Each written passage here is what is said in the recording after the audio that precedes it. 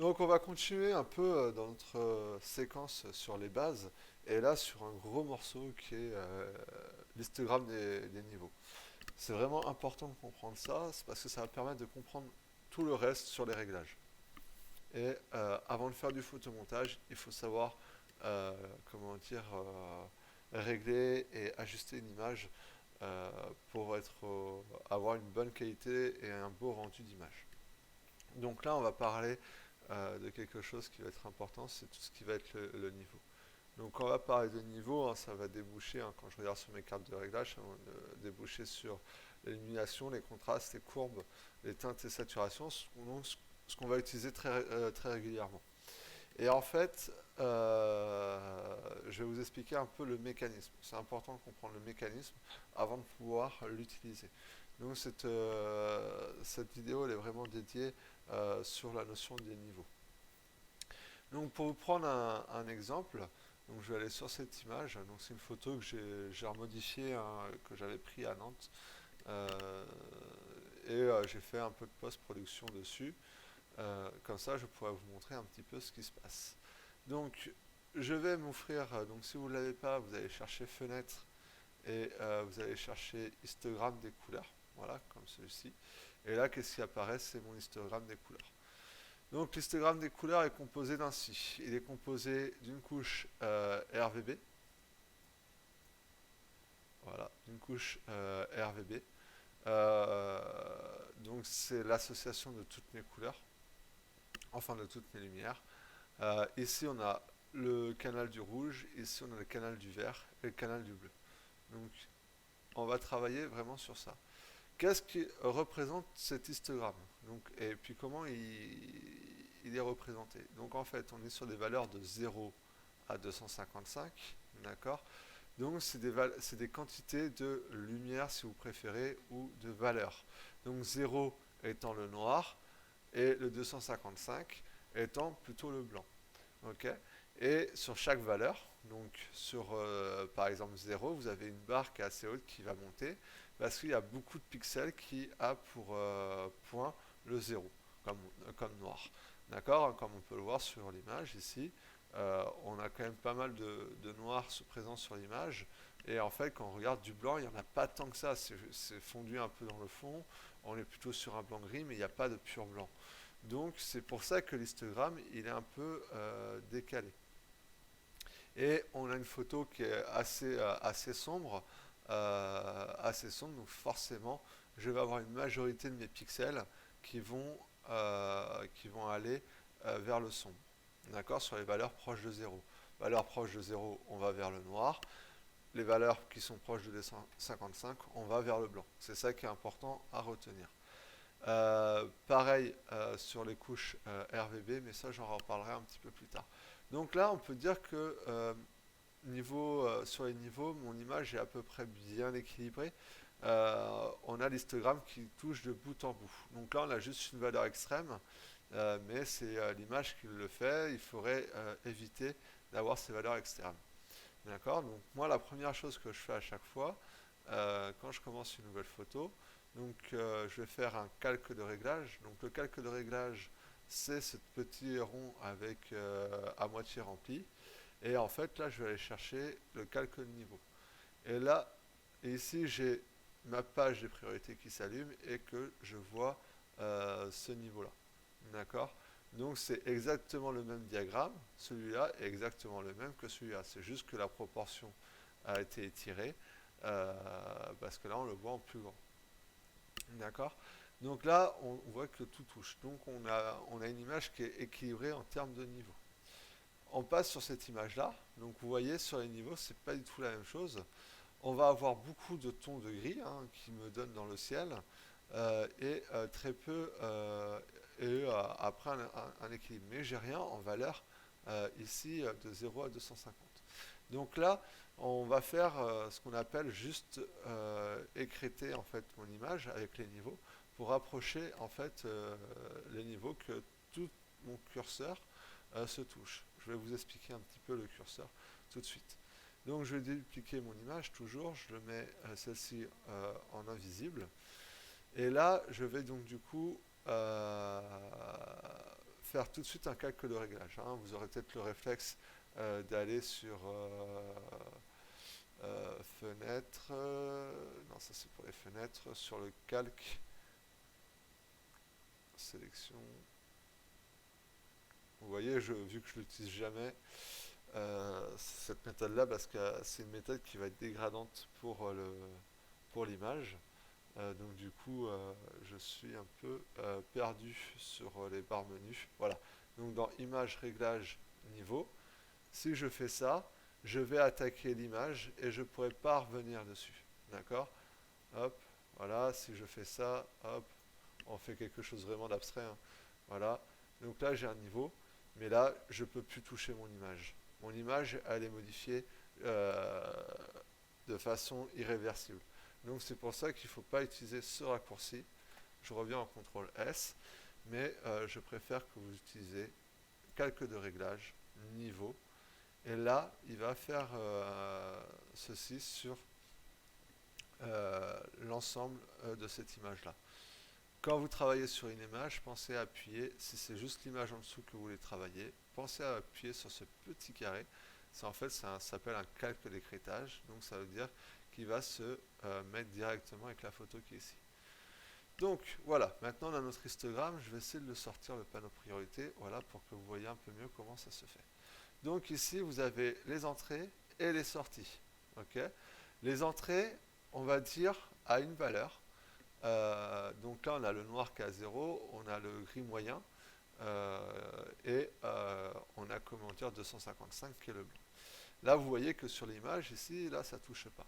Donc on est sur la couche RVB. Donc un premier réglage qu'on peut faire en retouche photo, c'est décréter sa barre de niveau et l'histogramme.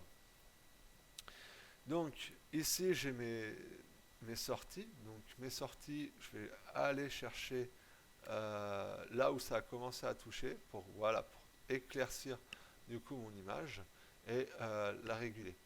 D'accord?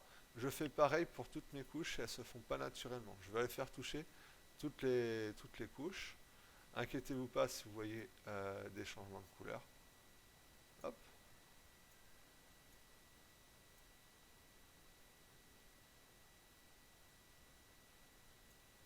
Ok. Donc là, je remets mon calque de priorité. Donc ça veut dire que là, toute cette partie-là, donc là je reviens en RVB, c'est beaucoup plus simple à l'exprimer. Je vais du coup, vu que j'ai écrété, ça a modifié un petit peu la position. Hop, je lisse un peu mon histogramme. Et donc du coup, je me retrouve avec un histogramme du coup qui ferme tout.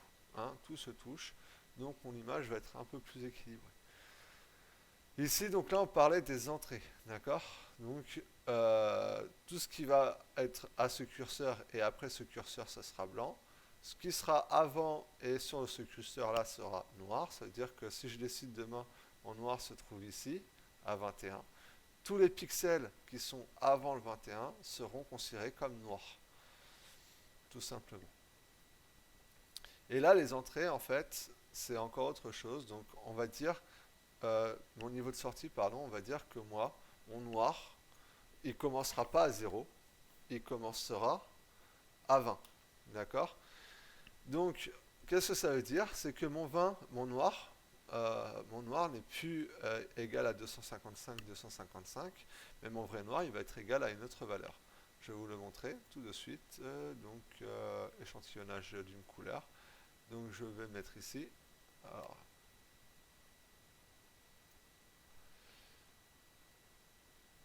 donc vous voyez, j'ai plus les valeurs naturelles. Là, si je reviens, pourquoi il ne me donne pas les informations RGB? Donc ici, sur mon RVB, on voit qu'on est proche de 0, on a un peu de vert donc c'est pas un pur 255 sur le point numéro 2.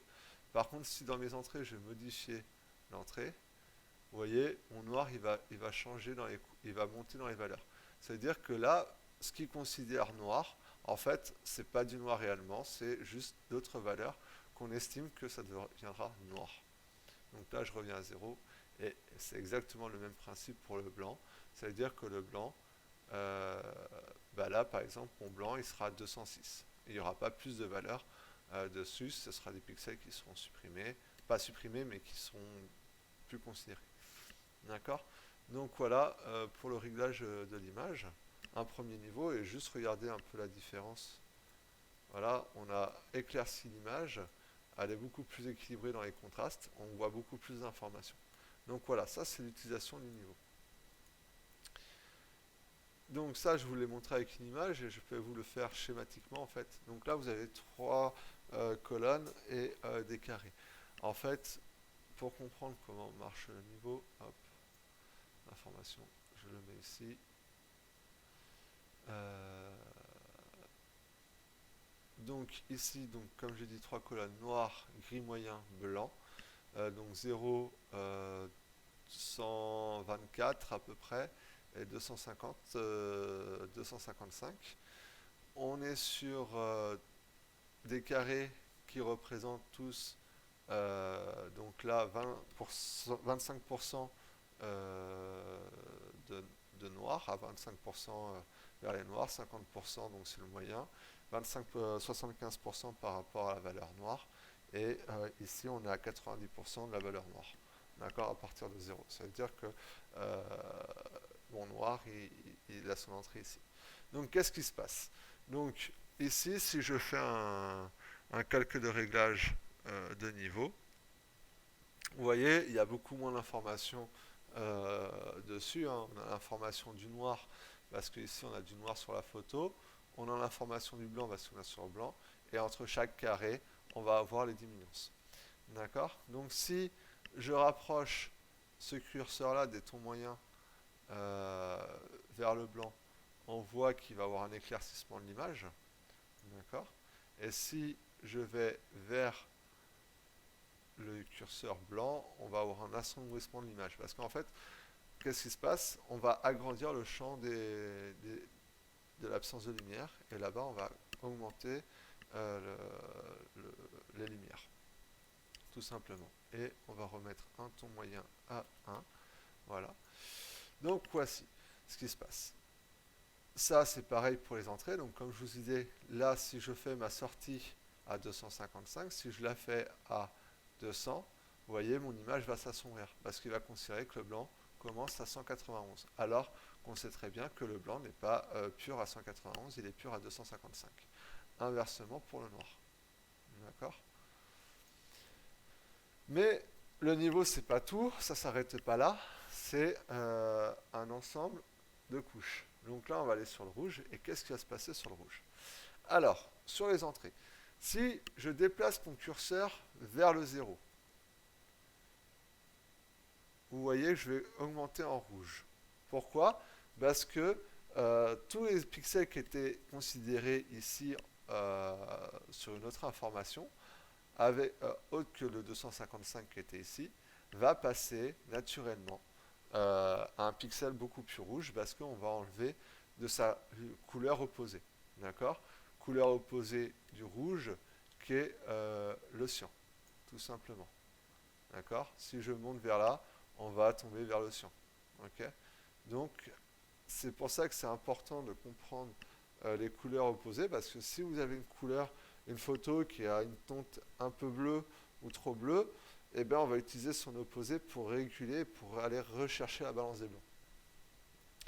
Donc, voilà, on l'a pour le rouge. Pour le vert, c'est exactement le même principe. Plus je vais monter, plus je vais gagner en vert.